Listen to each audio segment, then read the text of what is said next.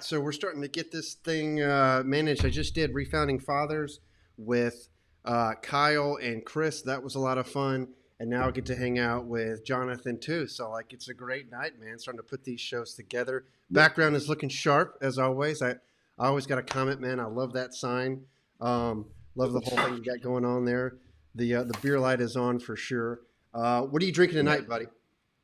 This is actually like my third beer of the night, so this might be an interesting thing.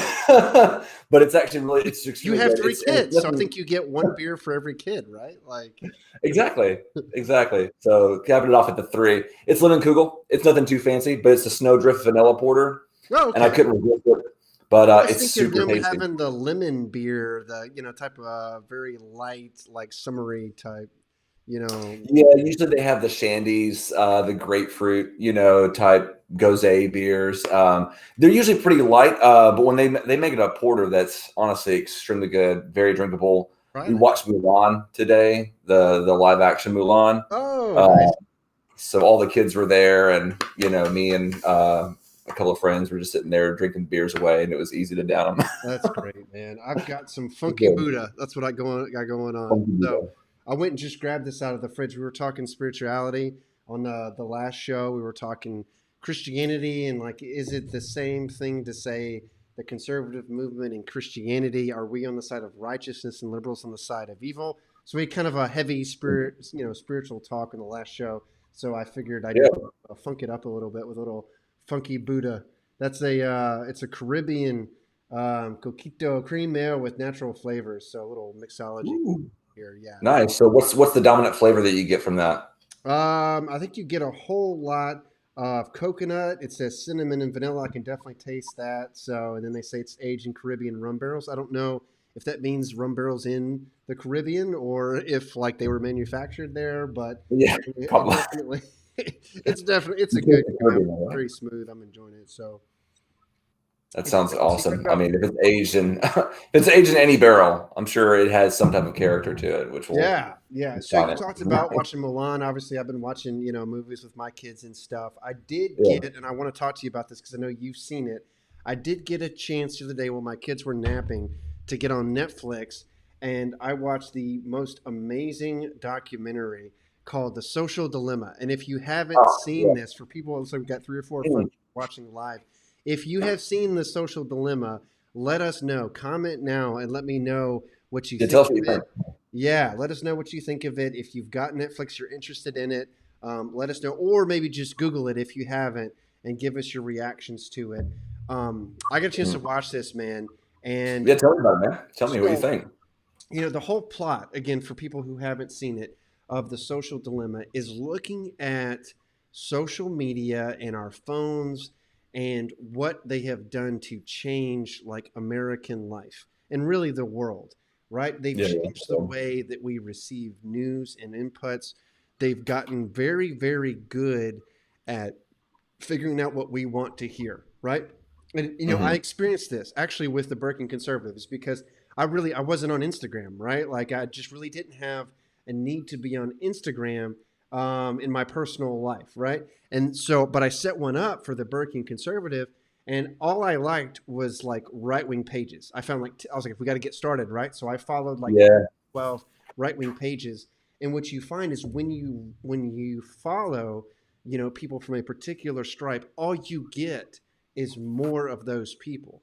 So in Hmm. my personal life, on my Facebook page, I tend to have a balance of conservatives, moderates, and liberals. But when I did that on Instagram, all you get is right wing stuff. You don't get anything Hmm. from the other perspective, right? And so Oh what the yeah. social dilemma is about is the fact that what if someone does that, but they do it from the left? What if someone does that and they do it for conspiracy theories? What if someone sets up, Flat earthers. yep, they set up their pages to only get information from one specific source? We start to create these silos where we go further and further down the rabbit hole and we never get challenged. We never get the opposing point of view, right? Like we constantly get something from one particular space and we lose touch with reality. So they show in the social dilemma how people can fall into that and how the tech giants and all this stuff it's just gotten away from them. It's gotten away from them to the point Yeah. that now there's algorithms that decide and that keep you on your phone. And in it, people try to break free of their phones and they just can't, because that's how we interact with the world.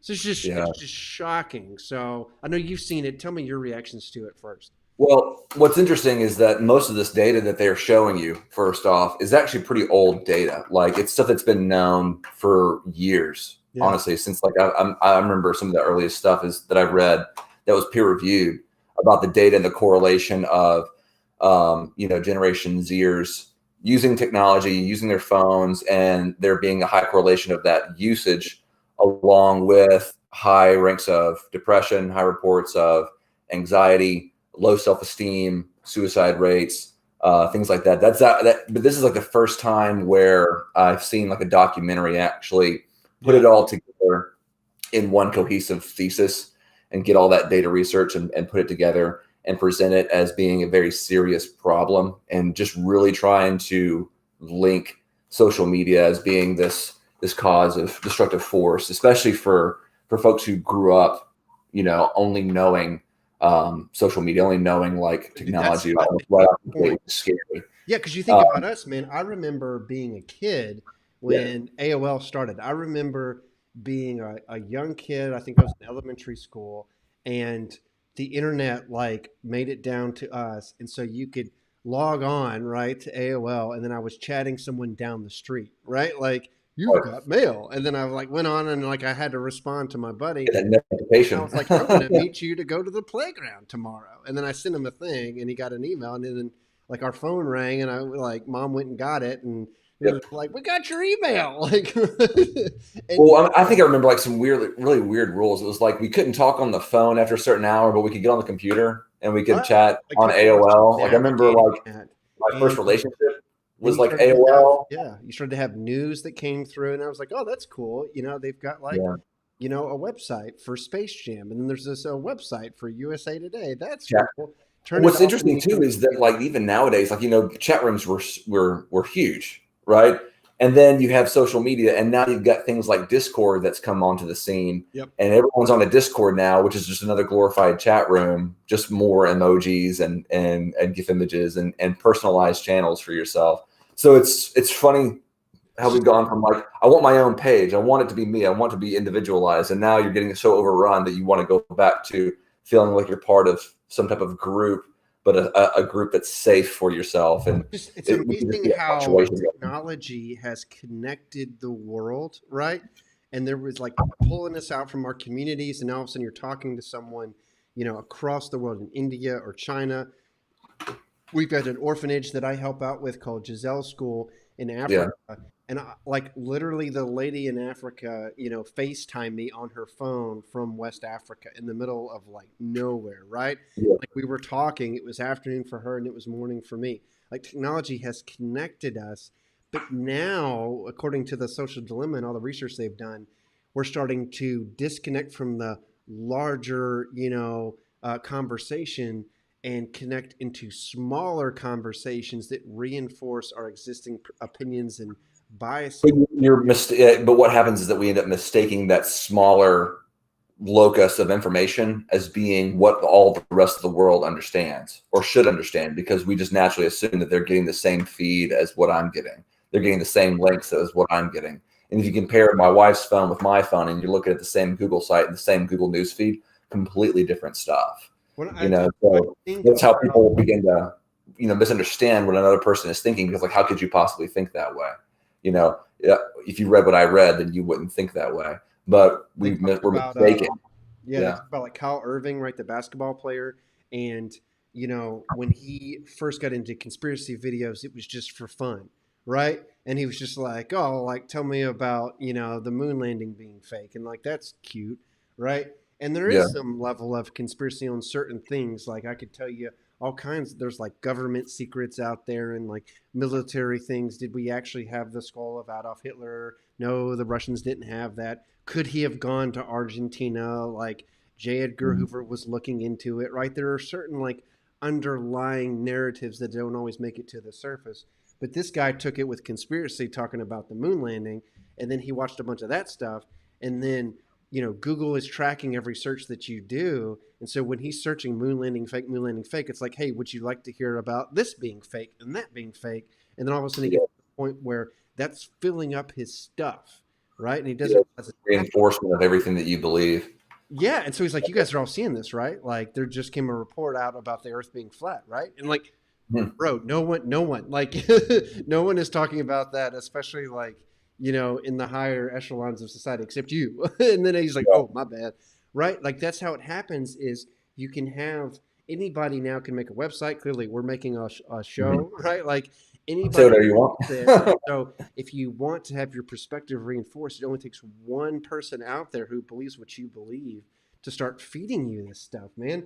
And I just think we Oh, have yeah. to counteract that. That's why we do, this show. It's why we do our page, is not to reinforce it. And so many people come on our page, John, and they expect me to agree with everything that they say, or they're like, oh, conservative, it must mean this. And I'm like, yeah, but there's more to it than that, right? Like, oh, you must be conservative, so you must support everything that Donald Trump says. And I'm like, well, we're actually Burkean conservatives, and so we trace it back to Edmund Burke, and so there's this history to it. I'm like, oh, that's weird. That doesn't really line up with what I'm saying. I'm gone, right? Like, Mhm.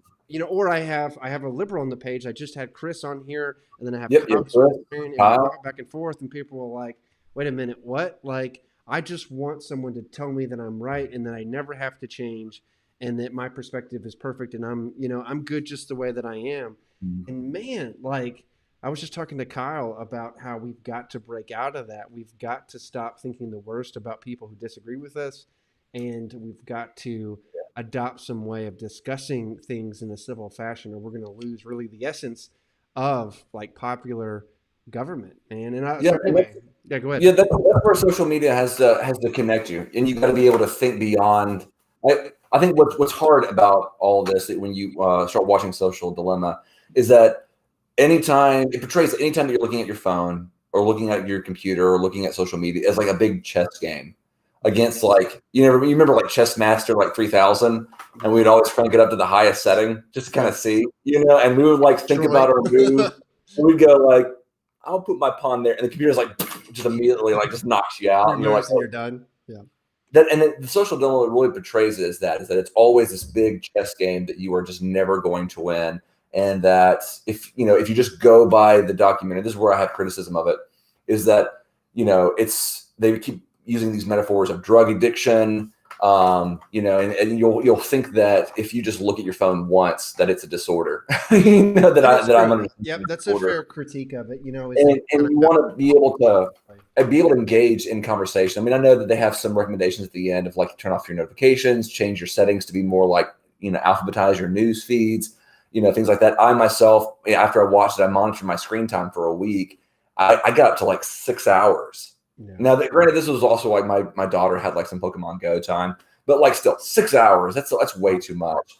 And so starting to like be self-aware, I think, is the first step. Yep, I agree. The other thing too is being able to have just some intentionality about what you're doing, online. Why are you going online? What is it that you're looking to do? But like its sole purpose is to like deceive you. I'm not really sure, like manipulate you. Maybe so, for certain things when it comes to ads. But like there are some people that I've met online that I've connected to here locally in Richmond that I otherwise would not have. People who've had type 1 I diabetes. agree with you. But, we're able to connect with, people who are creative designers that I've been able to do some tabletop gaming with. It's been really great. So like there's a lot of benefit that comes from that. I think that where the Social Dilemma could have improved is encouraging like conversation techniques to have with your children. How do you talk about privacy? How do you talk about, self-esteem? How do you talk about the burdens of technology and the responsibility of technology? Because Wes, like you talking about before, I didn't get a cell phone. It was just like a brick Nokia. I didn't get that until like I was in high school. I remember it was like Christmas time, and I thought like I had finally arrived, even more so than like driving a car. It was like this huge responsibility that I had also, and this not just responsibility but freedom that I had, but it was a very almost a sacred thing to be able to like hold that and be like, wow, I've arrived in society in some way. Yeah. And like I don't think that our generation or the next generation has that sense of it's, oh wow, it's this big responsibility that I have. All of a sudden it's like I worked at daycares and you see them having phones and you see them having like the Nintendo Switch, and all that kind of stuff. And they're throwing it around like it's nothing. Like it's like they're almost entitled to have it. And like I think there's this sense of like milestone responsibility that needs to be had. These I agree. conversations that should be had. You That know, just I like think the government just says turn off, turn it off. what we have to do is we have to purposefully go out and find people who disagree with you. We have at our church, our Exactly. pastors. Yeah. Yeah, he was like, if you're in a Bible study and you find everybody in that Bible study agreeing with you all the time, find a new It's a Bible problem. study. Like, find a Yeah. new one. Find one You're not where, going to grow. yeah, find one where people are going to challenge you and figure out how to do that, like with civility and responsibility and all that. I mean, again, we demonstrate that. Like, and I love having people on the page who know how to disagree civilly. And I'm not always trying to like change their mind on stuff. Sometimes I want them to think about like something, but I have to do that too. And you Yeah. can hit this point where you respectfully disagree. And I just feel like it's being lost in our culture is respectful disagreement. And now we're at this point where people want to think that, you know what, history was won by people of a single mindset. Like, no, it wasn't. Like, go back to the founding fathers. They disagreed on everything, right? Yeah. You can see Including that. Yeah. independence That's right. for a long time, right? They eventually got to a point where they said, okay, we agree on this. But it took an enormous amount of debate and discussion. They just kept coming back to the table. I mean, go to Philadelphia, right? Like sit in Constitution Hall, read Yeah. what is written like on those plaques in the buildings. Like read what these guys did is they were committed to coming back to each other over and over again until they hashed this out and they built a constitution that still survives today. That is the essence of America is that we disagree. We fought a war against each other, and we still came back to the table at the end of it with all those people dead to say, how are we going to do Reconstruction? Right? Yeah. Like this Mhm. country is built not on conservatives winning, which I want to happen as a conservative, but more importantly on peaceful transitions of power, people talking to each other who disagree, and growing in the midst of that and taking feedback and critiques. And honestly, I think conservatism is better for it. We're better served whenever we do that. When I go out and I meet someone who's a liberal, a lot of times what happens is they give me a reflection of myself and what I believe that I would never have gotten from anybody else. Right. Yeah. And Yeah. sometimes I'm like, you know what? I say this, but it comes off like that. Right. I mean, Mhm. you're married like me. We both know that like sometimes I think I said this, but then my wife like is like, no, you didn't. You said that. I'm like, Yeah. what? And that communication is like, well, how can I communicate to you, whatever it is? How can I be more kind and gentle and patient? Well, you can start by, not doing whatever it is, by, not waiting until the middle of the night to tell me like what you're going to be doing tomorrow morning, or whatever, what time you're going to be getting up, whatever it is, right? It's this communication struggle. And Yeah. our republic is not going to survive without us having the skills to execute that. And the social dilemma is like, hey, we could have been better at this than ever, and instead, all of a sudden, we're about to become a lot worse. And it frightens me, Jonathan, that I think we're going to get to a point, if we're not there already, where people just, I mean, look at it. It's happening with Fox News, right? Fox News is Mhm. telling conservatives it looks like Biden's going to win the election, right? I don't want to hear that, right? I don't want to hear that, so I'm done. I'm done, and now I'm going to go find people who agree with me, right? The court systems are looking into fraud in the election, and it looks like there are only so far few isolated cases that are not going to change the outcome of the election. I wish it would, right? I wish the election outcome would change, but it doesn't appear based upon facts that Dominion, the software company, had it Yeah. doesn't appear that it had widespread issues. It doesn't appear that the Democrats engaged in a massive cover up to change the election.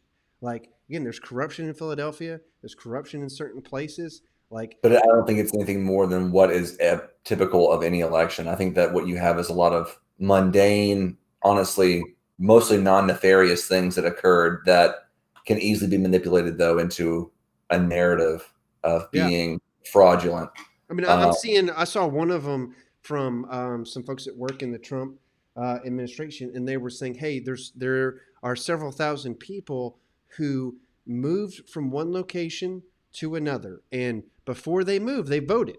And so when they showed up in the other place where they were moving to, they actually were living in a different state than where they voted. Oh, that's fraud. Like those votes Yeah. should be thrown out. And it's like, well, hold on a second. Like in many states, you can't vote until you've been there for 30 days. So your vote counts in the previous state. Secondly, that's not fraud unless those people specifically did that to like vote Yeah.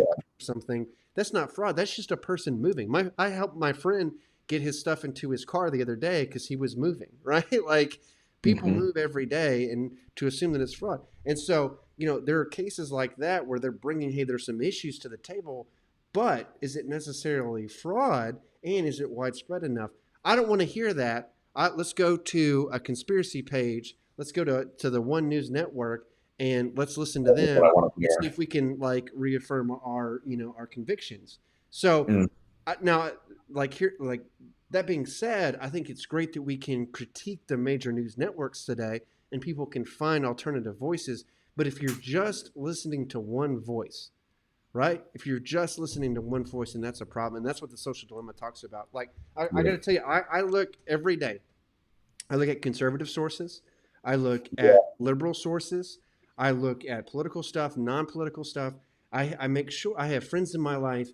Many of them are just like me, and they are white, male, Protestant, Christians, conservative, the whole thing. But then I have friends who are liberal, gay, Democrat, like moderate, like whatever it is. Like engage with people, especially if you think you have them figured out, right? Yeah.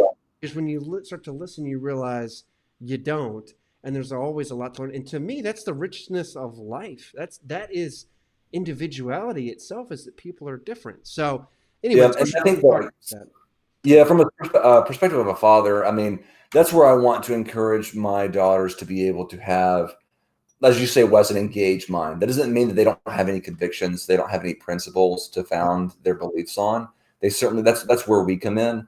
But it's almost like that Finding Nemo sense of like you've got to be able to swim a bit, get out on your own. And like I know that we anticipate struggles for our kids growing up in this particular day and age where we didn't have certain struggles that they're going to face. Yeah. But I mean, I want my daughter to be able to challenge my own views. I want her to be able to go and have some friendships that, I didn't encounter. I want her to be able to encounter some views, read some books that I didn't read, and like have her own life, and not just believe the same things that I believe. I mean, one of my closest friends over this past decade, Wes, was an atheist. Is an atheist. He's ended up moving over to DC, but I just connected with him again like this year, and it was one of the most refreshing times that I've ever had. And it's not because we always disagree on things. If anything, we actually come together on a number of things. Like But it's we charity, never taking hold care of each the other's. poor. Yeah, like so. Yeah, I mean, we always question the assumptions that we make, Yeah. or and then we call out and we're transparent with the assumptions that we do make often enough that it makes for a very respectable, friendship that otherwise like I wouldn't have had if I just want to stay in my conservative circle. I And think, so, yeah, I yeah, just want to speak on that real quick. yeah, I'm sorry to cut you off, but I think a lot of people struggle with that being a possibility because as a Christian, there's this expectation that and this hope that you want that person to change and acknowledge God and to become a Christian. And there's this like, you know, there's this pleading and there's this like, please change and become a Christian just like me and acknowledge that you're running from God becomes you're an atheist. And I think folks have, I know in the past I have, had a struggle. How can I be a friend to a person who's a liberal when I know they're pro-choice, right? Like, how can I be a friend to an atheist when I know that they're like, apart from God? And like, how do you? I'm just curious. Like, how do you reconcile with that to the point that you can be like, hey man, what's your favorite beer? Hey man, like, you know, you like ice cream? Did you watch The Social Dilemma? Like, how can you like have a friendship with a person when they're so different? Because that's a good question to consider. Because clearly you yeah. do. I think that, I mean, there was a point where, there was that period of our relationship journey where there was that, okay, convince me about why you're a Christian, and why I should become a Christian. And then I reversed it on him too. I was like, tell me, like, if you, I mean, not that atheism requires you to evangelize me, but like persuade me to Yeah. become an atheist. And like, it was at that, those points where we could actually see what was grounding us. I remember him saying, like, what would it take for you to stop being a Christian? Like, would it be one argument, one moment, something that was discovered? Like, what would it take? And that was like, he was also a very unique atheist in that he encouraged a lot of mental exercises, maybe not for the sake of like truly changing your trajectory of life, but just saying like, just let's create this philosophical classroom for a second and let's have this discussion. And Yeah. there'd be moments where we would break out of that and actually get to him, where he would share some of his personal stories. And that's where I knew that I was actually making some inroads into like That's what's establishing a important. rapport with him. And then same thing for me. But I think what it took was when I was transparent, he started becoming more transparent. You kind of have to become vulnerable and let your guard down. And there are certain points where where you're saying like, I'm not exactly sure about this, or honestly, this is what was safe for me. And he did the same thing. I mean, we all had our vulnerabilities to be able to share. And then there was that point where I saw that what was vulnerable in him, and he saw what was vulnerable in me, and he didn't like rub it in and being like, see, there you go, there's the atheist in you. Or I was like, no, there's the Christian in you. It wasn't that. We didn't like try and achieve an agenda. It was more of just supporting him and challenging him in his own growth and his own philosophy, and saying like, I'm here for you, but here's something of what I can give you. Yeah. And then based upon the arguments that you've shown to me, like, here's what is true to your own way of life. And I think that this is something you need to consider. And it wasn't just trying to play up towards an evangelization agenda. It was more of, once I got to know my friend and he got to know me, we got to speak towards each other's way of life and to help us stay true to that. Yeah. And I think that, I mean, that might be sacrilegious to some Christian circles, but it's what has helped our relationship grow so strong. And honestly, it has changed me. It's changed my faith. It hasn't caused me to lose my faith by any means. If Yeah. anything, it's grown a lot stronger. But it isn't just in believing in the same exact things that I believed long ago. Yeah. It's in becoming more, I guess, sophisticated and more complex. And if anything, recognizing there's a whole lot more that I didn't know about my own faith journey than ever before. If anything, I had reached that point, like you said, Wes, where I was in that group that all agreed with each other. And by the time that about 5 years later, after I had met this person and a few others, it was like I didn't agree with everybody, and I wanted to find that circle that I could agree with. And they were still Christians, but they were people who thought outside of the box, thought outside, Good. and they were between the lines a little bit, and a Yeah. lot more than what you end up finding. Now, you made me think of there's a friend of mine, and we were overseas last year. He's in the military. I was in the military. And I'm an Alabama fan, right? When it comes to football, he's a War Eagle Auburn fan. So obviously, like, we hate each other. Like, that's a huge difference. That's as big as anything, right? Um, he's a Democrat, like I'm a Republican. He's a liberal. I'm a conservative. He's an atheist. I'm a Christian, right? Like, different all the way. I'm tall. He was short, right? Like, he wear glasses, He's ugly. right? Like, you know, and but we both like drinking, actually. Like, he was a bartender, and like, I respect that. So like, hey, we found something to talk about. And then we watched like some movies together. During our downtime, we were overseas, and we liked the same movies. Like, we were big into like DC and Batman and stuff like that. And so we talked Yeah, about. yeah. So we hit it off. We became friends. Fast forward a year later, and he calls me asking for advice, about something really important in his life. So, like, right? What's the situation in which a liberal, atheist, like, Democrat who is cheering for the wrong football team is going to come to me and ask for my advice, knowing that we're so different? And he was like, hey, man, I'm going through this, and, like, would you just give me some advice, about what's going on? And, like, I mean, what a privilege, right? Like, Yeah. what a privilege. Like, what an amazing thing that he actually opened up, and I got to speak some truth into his life.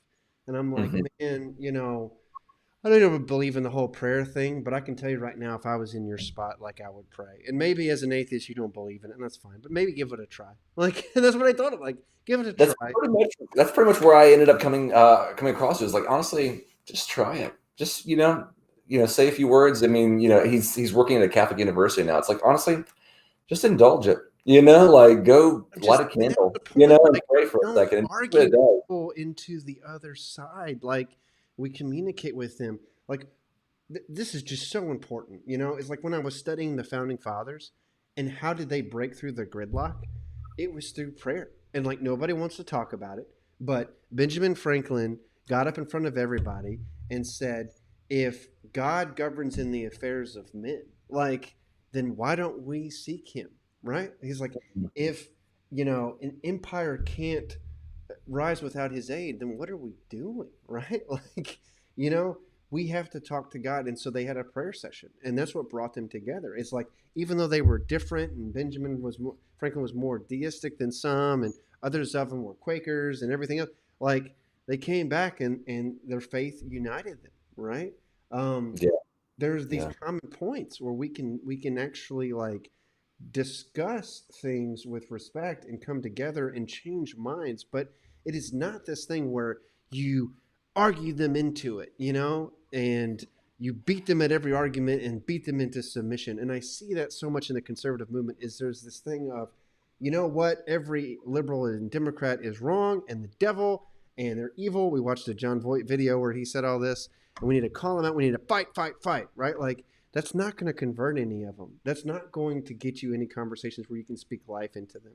And yeah, you may rile up the base, and that's great. And there's a time and place for that. But like, at what point are you going to start to reach some of these folks, especially the ones that are on the fringe, and start to like, make things a little more clear for them of why you believe what you believe. Kenneth is on I here. think just being able to have those conversations, it takes a whole lot more effort than just protesting and just trying to fight. I mean, it takes honestly a life investment with one, two, three people, that ends up, I mean, there's a mix of, I Yeah. guess, fate, destiny, and like choice to be able to like actually there was one where I actually had to make an active choice. Like, do I want to continue talking with this person because they make me uncomfortable? And we worked through that, but it was a hard choice to make because you knew that you wouldn't be the same after it. And that was okay. It was okay to do that. But like the point is that when you start engaging with the other side and you start talking to the other side, it changes you. It changes who you are as well. And it's not just you influencing them. And I think there's that give and take that's super important. But On I another gotta tell you note, this, though, Jonathan. Like, if your faith can't stand up to scrutiny, then it's not faith.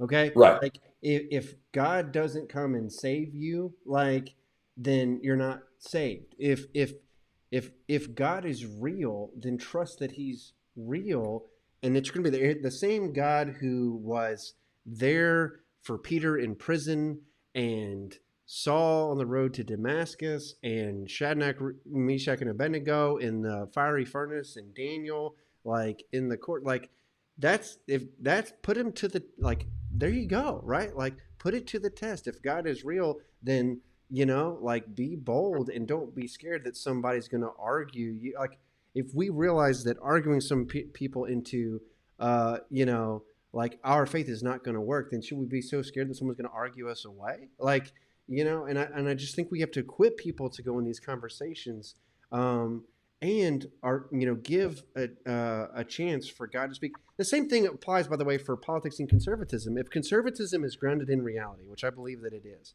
then even if some liberal beats me in an argument, like, good on you, liberal. Let me go back and study what I said wrong. If they somehow have some facts about climate change or abortion or welfare Mhm. that I'm not aware of, I would rather know and then face that and be like, good point. I'll get back to you. And then let me go do some research and be like, well, dang, I hadn't thought of that. This has happened to me, by the way, is like, being pro life as I am.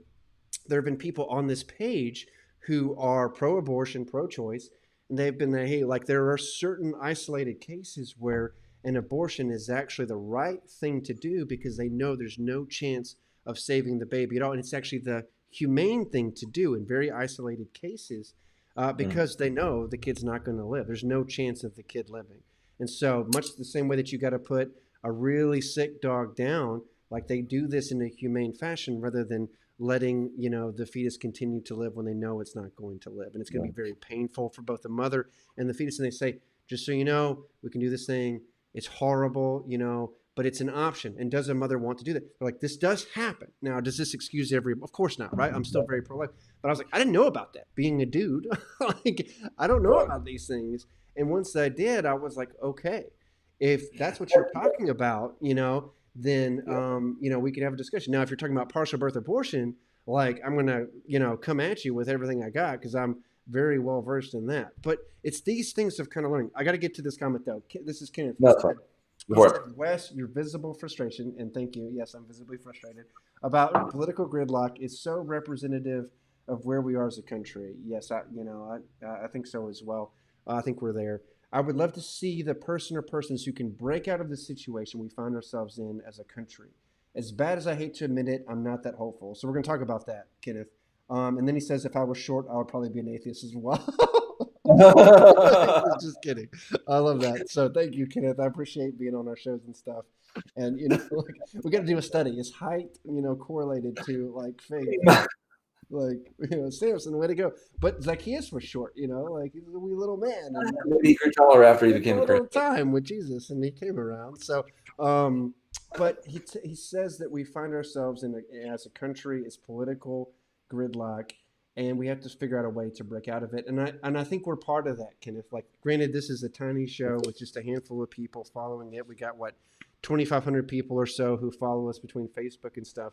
But I think we're onto something, Kenneth. I think that John and I are onto something. I think you were on our previous show with Kyle and Chris, and we're starting to build a movement here of people who can talk to people. And I think that we have the philosophic, you know, backing on this to be able to do it. You look at Edmund Burke right here behind me, that side. Edmund Burke, who was very big on communicating with everybody that he could. I think that's a great model for us.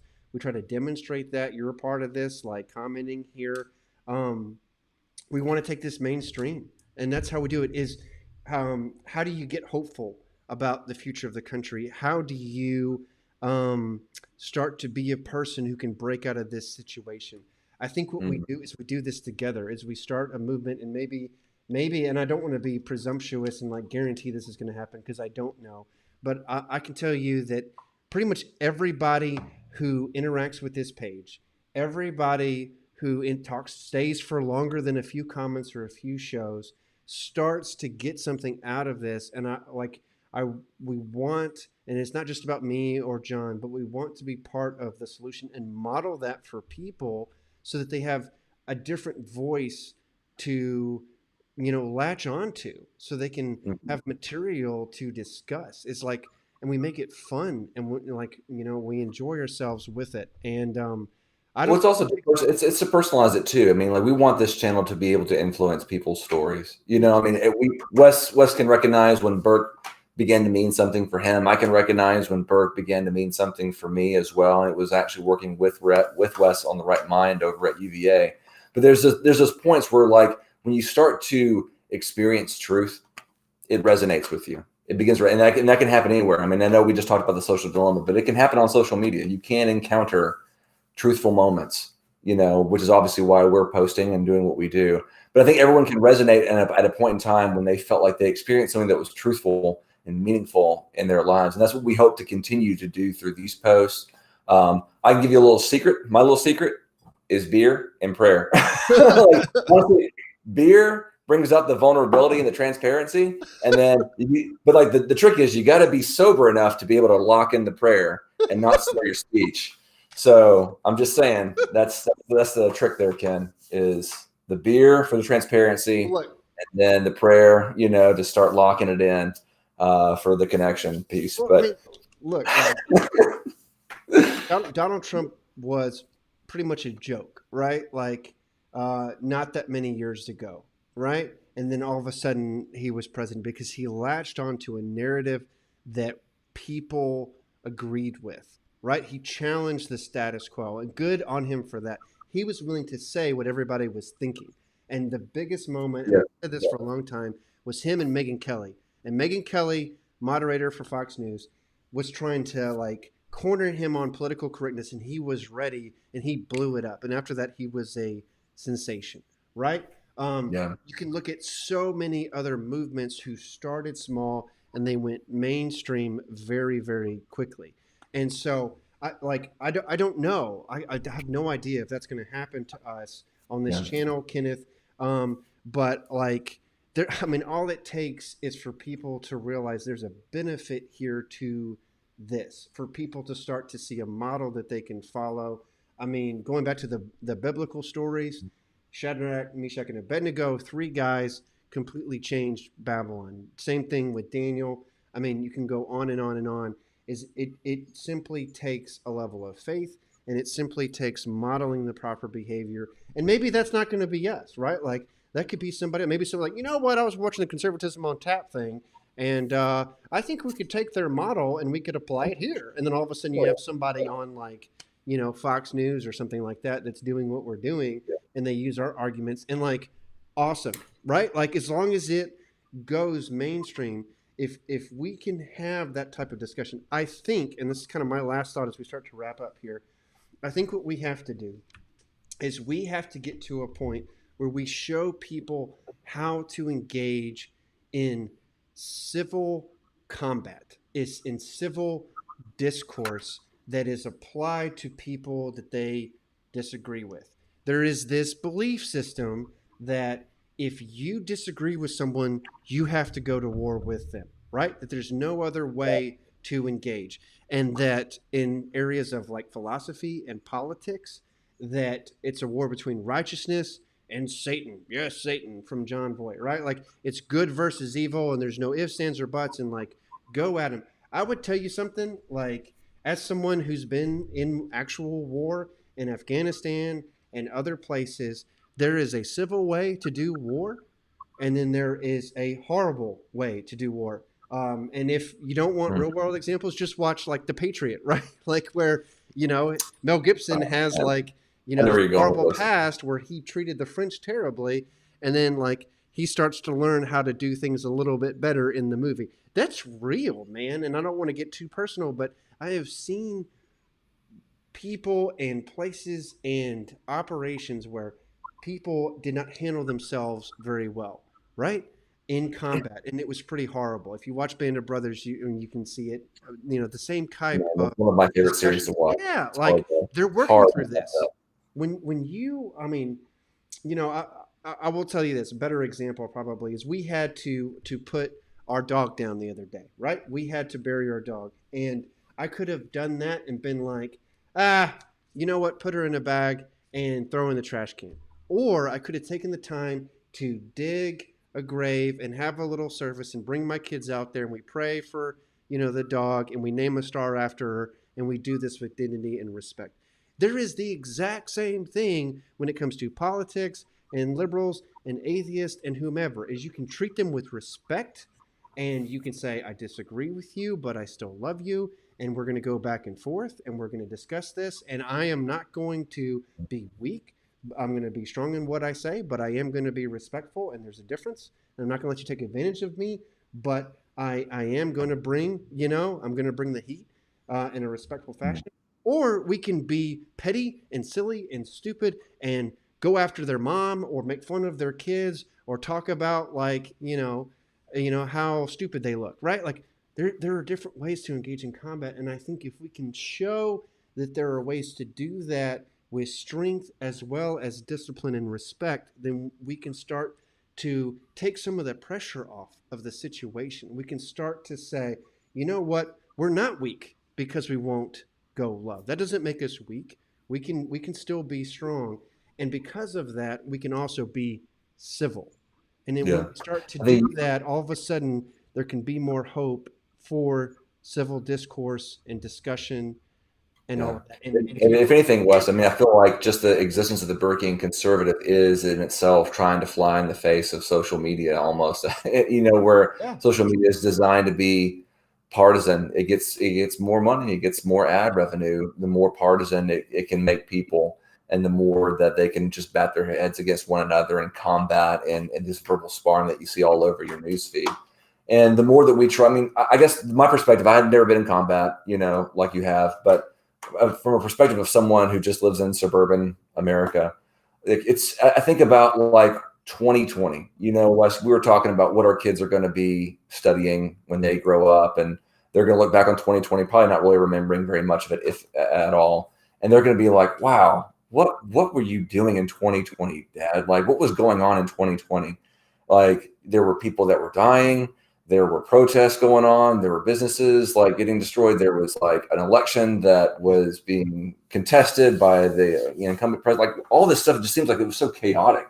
And like I want this year for us to be remembered as a place where we were trying to do all that we could to build and heal and to understand and to not only share our side but to understand the other side. When America is at its most divisive, do I want to take pride in the idea that I am on one particular side trying to tear down and destroy what hundreds of years have built? Or do I want to try and say that I was on this side of trying, if there was an avenue of peace, an avenue of discussion, an avenue of just trying to lay out all of our sins laid bare and try to address it, let's do that. I mean, I fully admit that we have a privilege here to be able to share on social media what we're sharing now, but that doesn't excuse us from being able to, go out and make a change, go out and challenge our worldviews wherever we can and not just hovel up inside. I'm all about being safe, during COVID-19. I know that things are getting worse out there during the wintertime, but there has to be some level of risk that you're willing to take, but to do it to make a difference of peace, and to bring understanding. That's a risk that I think I'm willing to take. Yeah. And I that's would what I'm actually tell you that I am hopeful. I'm hopeful because I think there is a model for success. I think that the scoreboard is up to God. And I Absolutely. think that he can change things whenever he wants to. He can take a single conversation or person or movement or group and he can flip everything as quickly as he wants. And it's happened before. And I'm not saying that that is happening tonight or tomorrow. I don't know that. But I think that the faith of a mustard seed can quickly grow into a mountain right under God. Right. And so, and when you have him, when you have him at work, right? And when you have him at work, like never, never be dismayed, right? Like never be dismayed. There have been so many darker times in Christianity than Mhm. this. There have been so many like worse threats that have been overcome, right? Whether it's Nero in Rome, Hitler with the Nazis, Stalin and the Soviets, like whatever it is. But none of those like really like are anything compared to our faith in God. And so I'm hopeful because I actually think when you get back to the social dilemma and how news networks are breaking down is like there is this need for a strong perspective that can withstand scrutiny, controversy, all of those things. And I think it's going to take true faith to be able to stand, and because that's going to be so unique and so like in so Yeah. many instances when revival has happened or like a movement has happened, it's because people stood up, a small group of people stood up, and they were different than everyone else, and they were courageous. And I would just bring you back. I don't know why, but I keep thinking of Shadrach, Meshach, and Abednego, and the entire country of Babylon was bowing down to this idol, except for three guys, and they are the subject of the entire story because they would not do it. They would not do it. Yeah. They were hopeful. They were like, look, maybe we'll get burned alive today. I don't know. Maybe not. Like, either way, I'm hopeful because God reigns, not you, Nebuchadnezzar, and he gets to make the final call, not I think it's wise. Yeah. I mean, I can break that story down a little bit more for you. I mean, if you take Shadrach, Meshach, and Abednego, and you take Daniel as well, like their home was practically destroyed. I mean, think about I don't know, think about America pretty much being dismantled by a foreign power and you being taken over to China, yeah. but then you basically rise in the ranks in China because of your faith. That's pretty much what Shadrach, and Meshach, and Abednego were basically facing. Like that Jerusalem had already fallen. You had, Israel had already fallen, and they're in a completely foreign land, and they're still optimistic that God has not abandoned them. Yeah. So, I mean, if you start trying to, we can break this beyond even our nation, beyond America and beyond superpowers,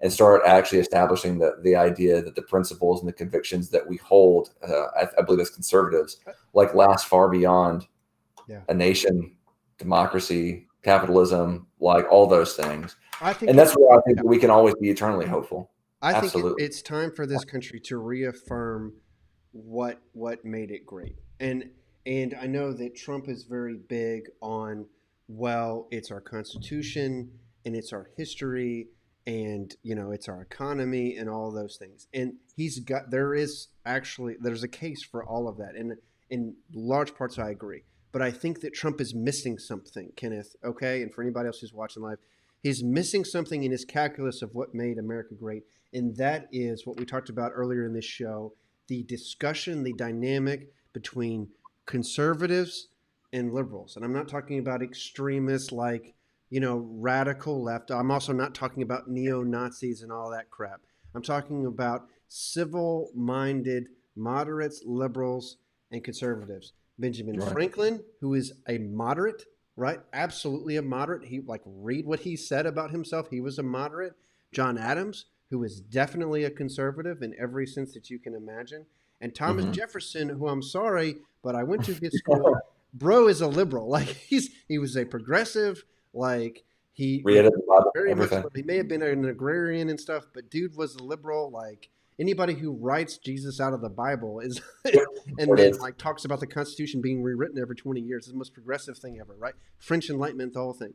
Civil-minded, liberal, moderate, conservative come together, and what comes out? The Declaration of Independence. What came Mhm. out of the same type of people meeting in Philadelphia was the Constitution. Who has made this country great? Conservatives like Ronald Reagan, Abraham Lincoln, Republicans, also JFK, Martin Luther King, right? Like there Yeah. have been like Reagan loved FDR. He loved him because he was like that dude in his radio got us through the Great Depression.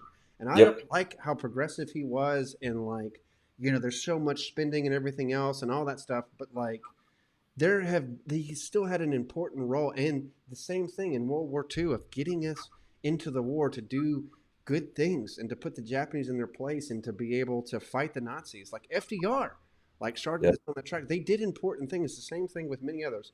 That is what made America great at bottom. The economy is awesome, like conservatism, great, but this discussion is important, and we're Differences, yeah. missing that, Jonathan. We are missing that in our dynamic today. And someone just needs to say it who's not bought and sold for and paid by business. So anyway, that's what we do on this show, Kenneth, and anybody else who's watching or watching this, tomorrow. I think we're getting better at it. We still got a long way to go, but I hope that this is something that spreads. That's what we're trying to do here. Just having fun, like Jonathan said, with beer, like. But it's a messaging that we're working, and I hope that it spreads. That's certainly like what we pray for, and while we're doing this. But help us with that on theberkingconservative.com, on our YouTube, our Facebook, our Twitter, Instagram. We're on all these things. We're starting to spread that around. We love your comments. Love everything that people have said this evening on both of our shows. So join us on this journey. We're starting to do these shows every Sunday. I'm starting to do a podcast on Wednesday. If you've got comments, you've got thoughts, you've got things you want us to discuss, we talked about the social dilemma. Had a great time doing that with you, John. Tell us If about you've got something you want us to cover next week, just say the word, and we'll be happy to include it. So, any last it. words, buddy, before we close it out? Honestly, just take the time, look outside, put your phone down a little bit, try and count the stars if you can. And, if you do pick up your phone, tune into us. Sounds good. And don't forget my dog because she's up there. And we... Right. All So, right. So we'll see you Wednesday for the podcast. We'll see you same time next Sunday for our next show. You guys have a fantastic week and be good take care, y'all. and vaya con Dios. Have a good evening.